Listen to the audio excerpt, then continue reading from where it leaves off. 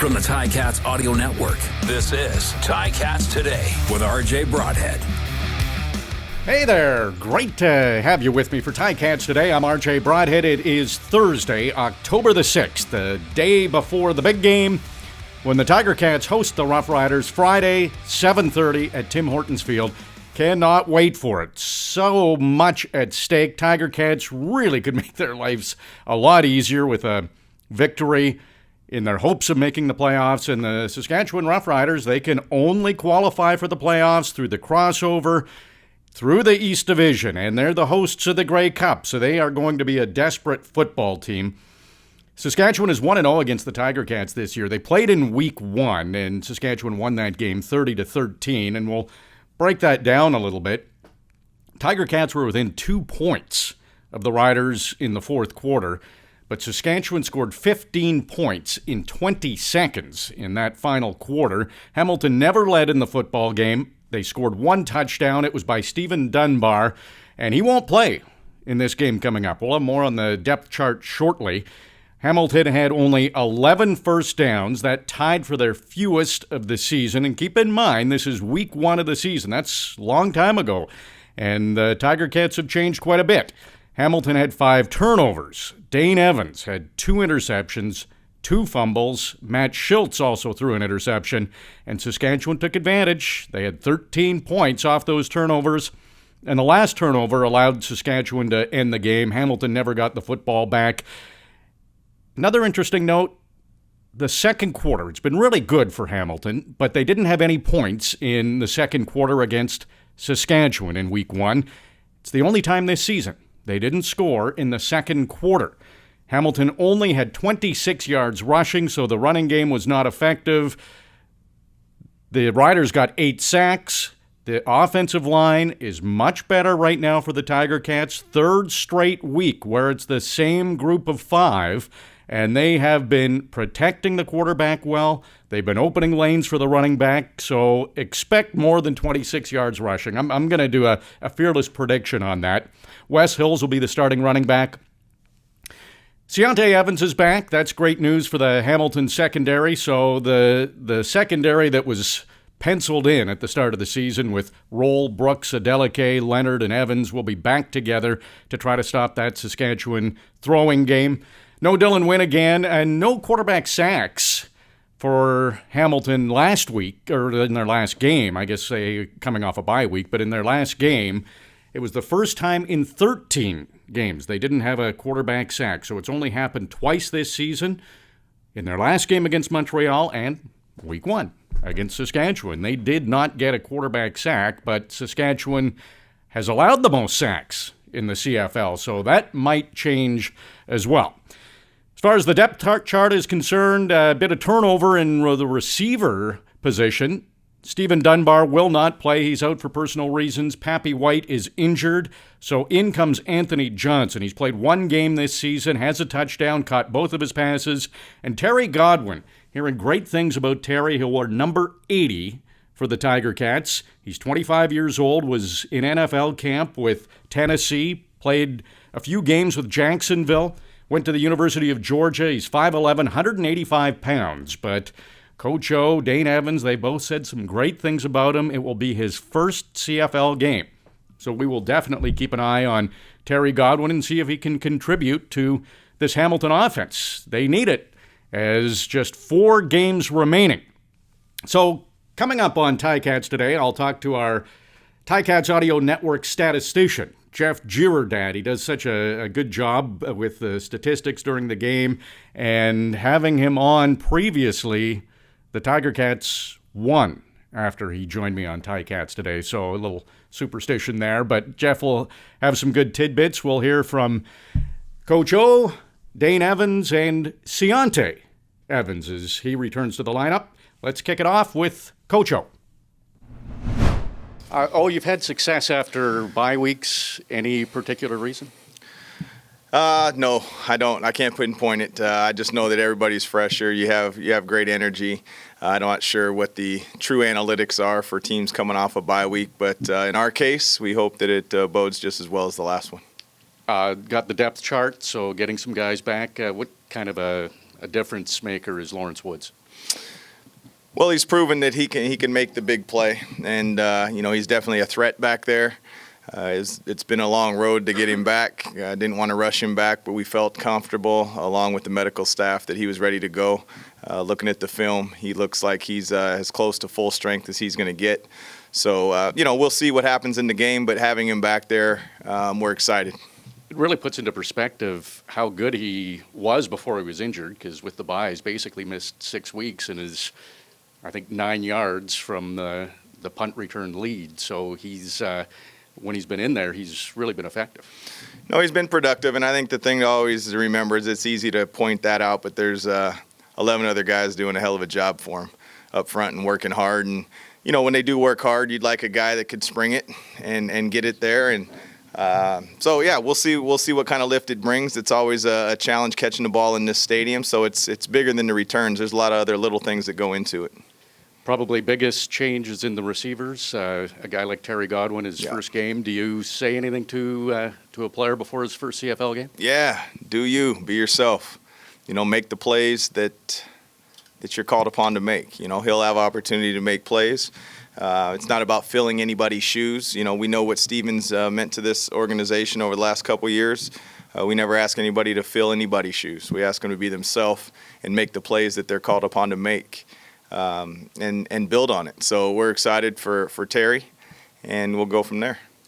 First game against the Riders, they had 8 sacks. Yeah. You've had this offensive line for 3 games now, the same offensive line. Are you feeling pretty confident that this group will be much better than that? I'm extremely confident that we'll be better than we were that week out there. We're also different personnel-wise. So, and that's not just a positive statement. That's the proof of how we've been playing. But again, we want to be ramping up, right? We don't want to plateau at any point. We want to ramp up. So if we want any chance to win, we're going to have to protect the quarterback anyway. Hey, Ciante, how does it feel to be back? It feels amazing, Thanking God, for allowing me to be back, healthy, ready to roll. Is it basically the starting secondary is back? Does that give the defense a little more confidence now that you're in there, and the secondary that I guess was planned on being the starting group is all back together? I think that we got a pretty good backfield regardless. I think guys step up when other guys go down all the time, and the guys that stepped up have been playing good. So I know, to answer your question, though, it is good to have some cohesiveness among the group and, keeping the starting lineup the same. But guys have stepped up, did a good job, and I'm just here to, keep the same consistency. Talking with Coach O, he said you're a great player, but your presence is very important out there. How do you take that compliment? I just, at an all-time high, honestly, because, everybody know who Coach O is, but I just try to be there for my guys, just be the ultimate teammate, have guys rally behind me, and at the same time, I need to lean on other people too, so it's a collective effort. So you missed a few games. I don't know if you look at the statistics. Are you surprised you're still leading in knockdowns? I haven't been paying too much attention to that, to be honest, but, hopefully I can turn some of those knockdowns into interceptions. Not to put too fine a point on it, but how important is tomorrow night's game given the crossover potentially implications? It's very important, and it's not only because of implications as you suggested, but it's because it's the next game. In the last game, it wasn't the outcome that we wanted, so in order to move forward, we need to put our best foot forward tomorrow. And what's the key about facing the Riders' offense and Cody Fajardo? They're a good offense. They try to stay on the field as much as possible. I know the quarterback does a good job of extending plays and, giving his receivers, that extra amount of time to get open if the first read isn't there. So they do a good job of, controlling how they want to move the ball on offense, whether it's run, pass, and, obviously using their quarterback. So they're a good offense, and we're going to have a handful. You did mention Fajardo extending plays. Quite often that comes to your side of the field, the wider side. How's that changed things for you? It's almost like they try to option that wide side. Yeah, he just It's just, honestly, you just have to just stay more engaged. You have to play the play longer, because you know that that's going to happen, especially when he extends out to the field. The play is extended now.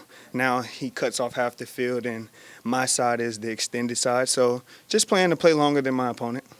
Do you have to trust the other person to maybe come up and you not commit? Because you got... Yeah, everybody has They're going to cross people over into your zone. Absolutely, but everybody has their responsibility. It's the ultimate team game, so those guys that are responsible for him are going to be responsible for him. My job is to stay in coverage, and that's what I'm going to do. So, Dane, sports is wonderful, 14 games, and really they don't mean much. Yeah. You have 4 games remaining, and if these are your 4 best games, you're in a pretty good spot. Yeah, that's the beauty of sports, especially the beauty of the East Division this year, right? It's kind of been just a weird year altogether, but like you said, that doesn't really matter anymore. These next couple games, especially this one tomorrow, really, really matter, and I think we're ready for it, man. I'm looking forward to it, and I was just telling Ciante, as a competitor, why do you play the game? It's to win, and that's all we got to do is win. So let's win. It was in the game notes. You haven't beaten the Riders. Do you pay attention to those stats? Well, we beat them last year, but I guess technically, Jeremiah got that one because we did the half split time. But no, not really. I know what I do know about Saskatchewan is they come to play every time, where you play them at Mosaic or here at Tim Hortons. It's always going to be a great game. I'm excited for it. They have some great players, and we have some great players too. So it'll be a good game. Week 1, you played them. They got you a little bit. Yep. The offensive line, now there's some consistency, 3 weeks in a row, same guys. Are you feeling confident with that group? Oh, yeah. They've been doing a fantastic job. I think the mixture that we have of those 5 are really doing a fantastic job. Their communication has been top-notch. I think having Beardy there in the middle kind of is shoring some things up, and the other guys are just busting their butt too, So I'm really excited about it, and they know they have a good challenge tomorrow. So I think they're even more excited about it than I am. A bit of change at the receiver. Is that difficult for a quarterback when you seem to have different receivers in every game? Not really. Our guys here are super smart, right? Our front office does a good job about bringing in guys that not only can play football, but can play football at a high level and a high-end football IQ. So I trust everybody that's out there. I think we'll have some things dialed up, and I think it'll be some good opportunities for guys to make plays. And that's what it's all about, is when you have that opportunity to make the play, make it. Coach O was saying about Terry Godwin that he's fast and quick. Mm-hmm. It's his first CFL game. Do you say anything to him or try to get him involved early? Is there, I guess you won't give too much of a plan, but yeah, no, I can't tell you everything. But no, he's had a great week of work. Even a couple weeks previous, when he's just been up here trying to figure it out, he's been turning heads when he's on the scout team or getting some reps here and there. So I'm excited about it for him, man. He's a super smart guy, like I said. Obviously, me and him got together and we went over a couple things just in more detail, but I do that with anybody. So excited to see him play, excited to see him have fun, and try to get him in the end zone. Further on him, 2 things. I gather you noticed his vertical leap for a guy who's not real tall. Right. I gather that comes into it. And the second thing is that, can he stretch the field for you? Is that one of the functions for him, Godwin? Yeah, I think so. Like Coach O said, he is fast and quick. I would also add a couple more, I guess it'd be adjectives, smooth and just explosive too. Just even a couple times this week, he would be, on the backside of a progression or whatever, just kind of out there for the love of the game, not really a chance to get the ball, and dude's still open. You know what I mean? So when you have a guy like that, he's got the potential to be special, and I'm excited to see him. I'm excited to see him play. The press notes say that Sean is averaging almost 7 yards a carry again when he does get the opportunity. Mm-hmm. The run game tomorrow will be something that you try and use to that means? Yeah, I think so. I think that's a tribute to the O-line, but also Sean as well, right?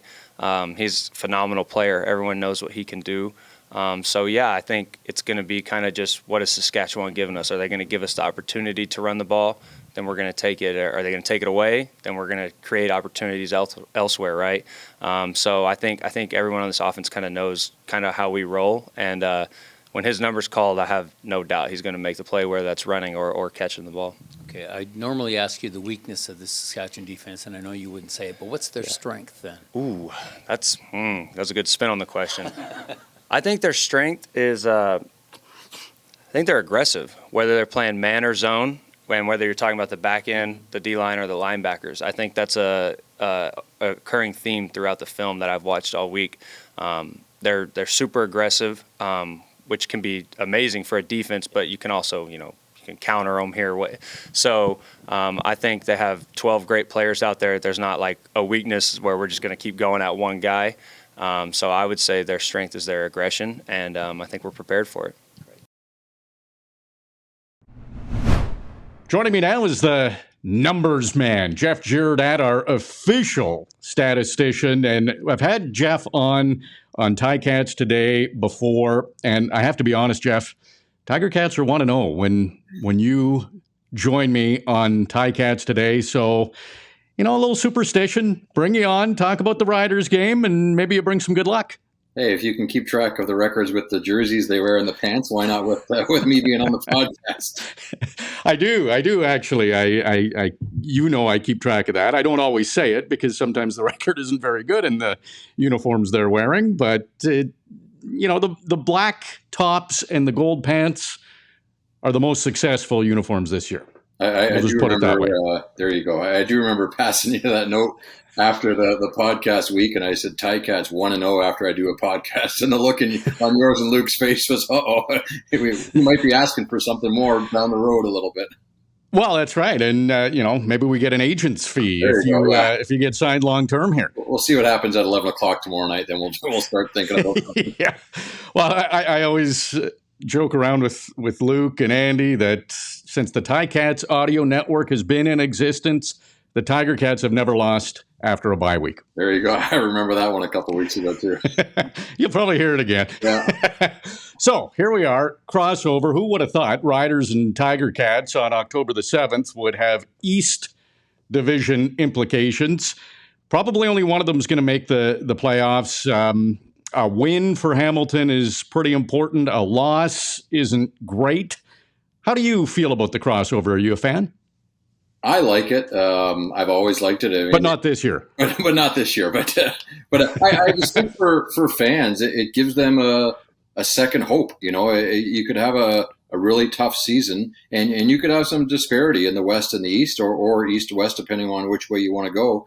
And it gives you that second bit of hope that you can get in the playoffs. And if you're the fourth best team in one division, maybe you deserve to be in there ahead of the third place team on the other side because you have had a better record, a better season. I think it's better for the fans. I think it keeps them more engaged throughout the year.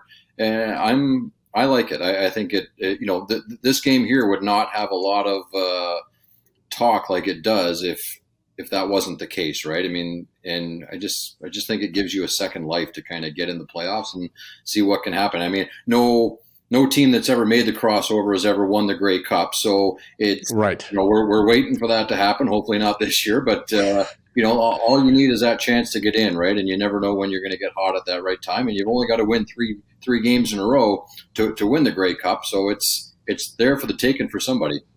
Yes, and I should put a recording in progress on the door before more people come walking in on us. But for the Riders, this is their only route.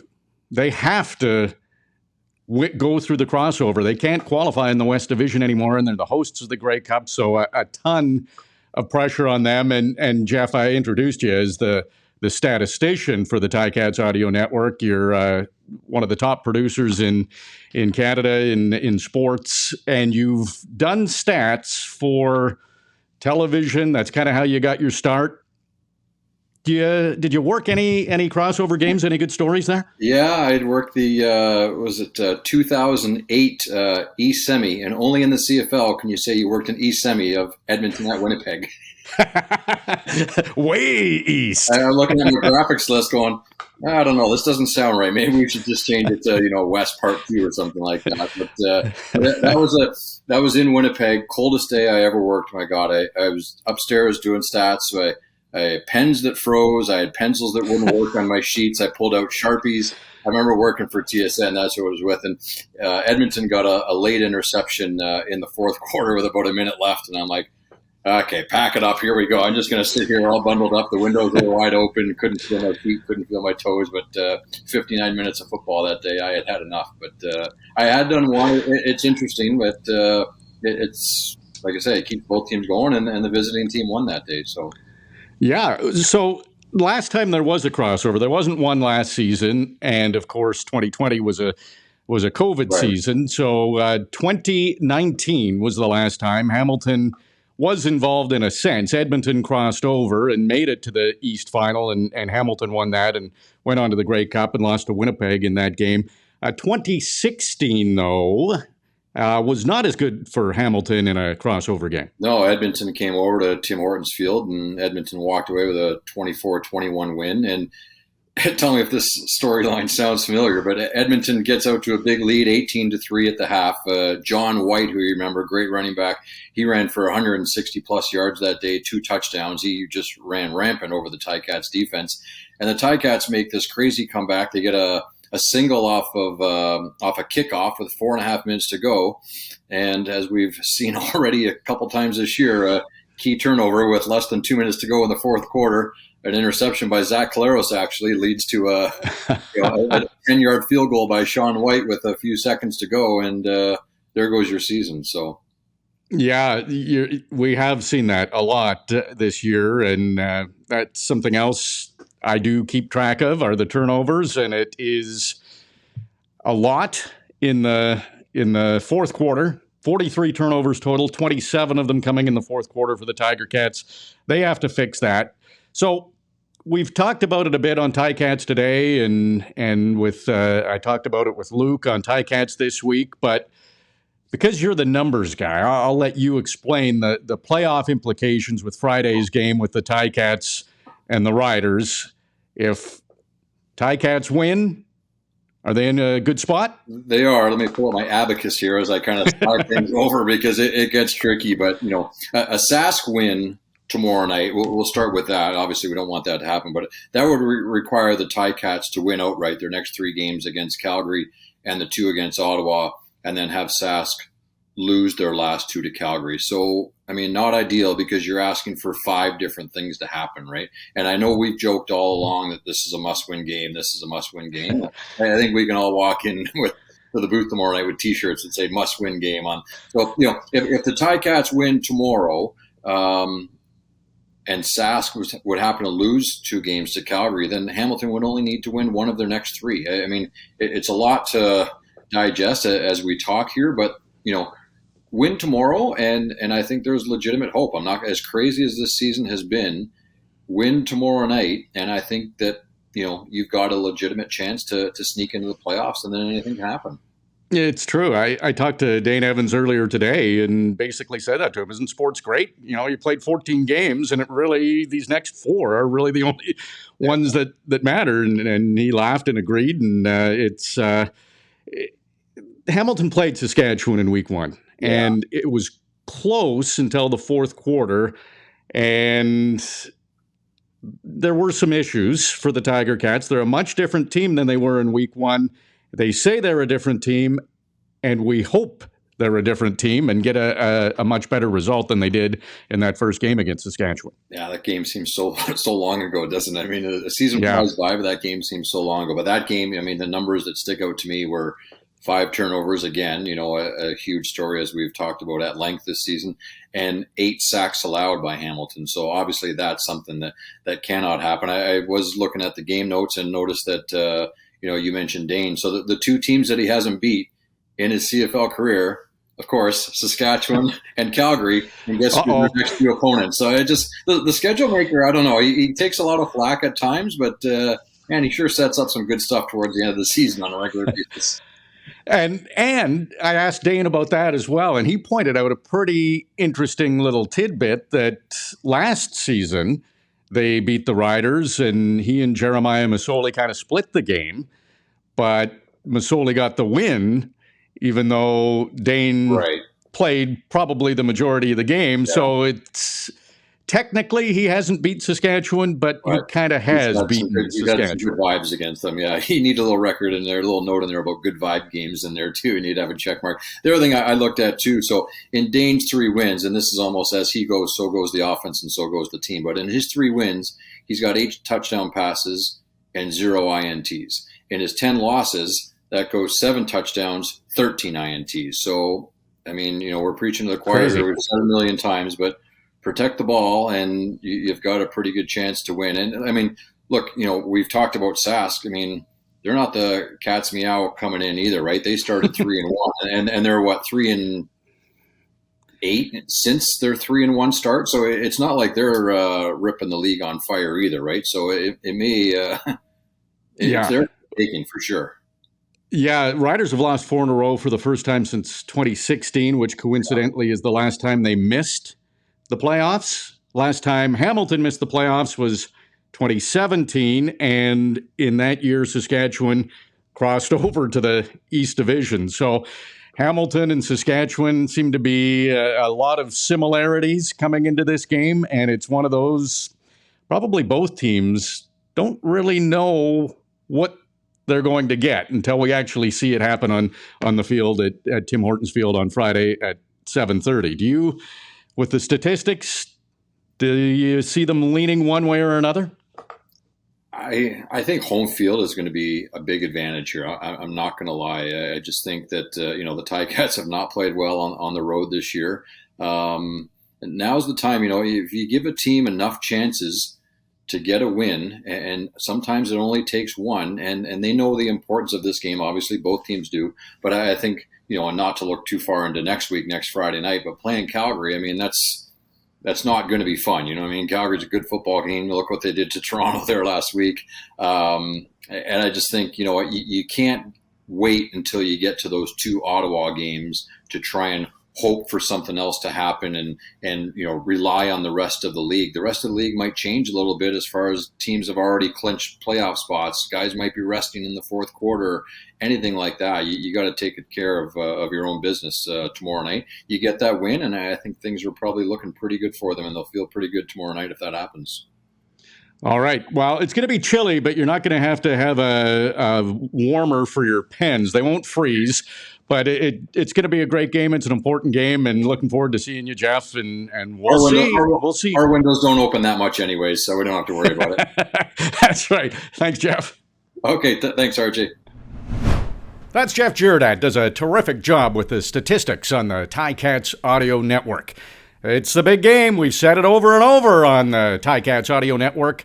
Tiger Cats, Rough Riders, 7:30, Tim Hortons Field on Friday. Both teams desperate to make the playoffs. They need wins, each of them, and probably only one of them is going to make the playoffs. So if you can make it to Tim Hortons Field, it will be a great game to watch. If you can't, we will have the call for you on the Ticats Audio Network.